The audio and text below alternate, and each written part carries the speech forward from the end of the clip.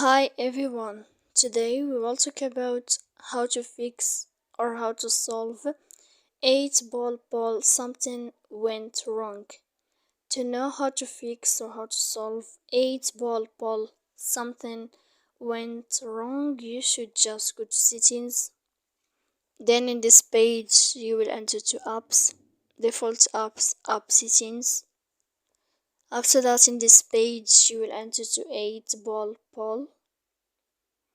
When you find this list of app info, you will click for stop and you will click OK. Then you will enter to storage.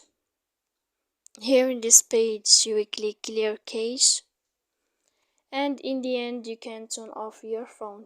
So please don't forget to support us by like and subscribe. See you next time in another video.